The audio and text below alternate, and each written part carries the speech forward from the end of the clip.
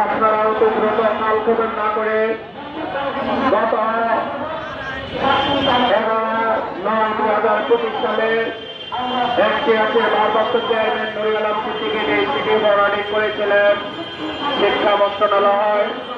আপনি সেই চিঠির আলোকে আমাদের যদি অনুমোদন দিয়ে দেন তাহলে আমাদের চাকরির নিশ্চয়তা হইবে ইনশাআল্লাহ। তাই অনতি বিলম্বে আমাদের নিয়োগের ব্যবস্থা করবেন। আমরা যেন আজকে আমরা যেখানে থাকার কথা ছিল বিদ্যাঙ্গনে, আমরা যেখানে থাকার কথা ছিল শ্রেণীকক্ষে, আজকে আমরা কখনো শাহবাগে অবস্থান করছি, কখনো আমরা এনটিআরসির ভবনের সামনে অবস্থান করছি, কখনো আমরা জাতীয় প্রেস ক্লাবের সামনে অবস্থান করছি। আমরা আজকে নির্ধারিত 24 ঘন্টা 29 বছর অর্থাৎ 29 দিন যাবৎ আমরা এখানে আমাদের কর্মসূচি পালন করে আসছি।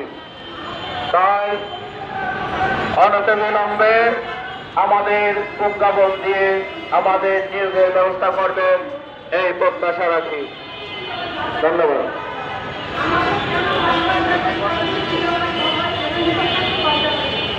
প্রিয় বন্ধুরা,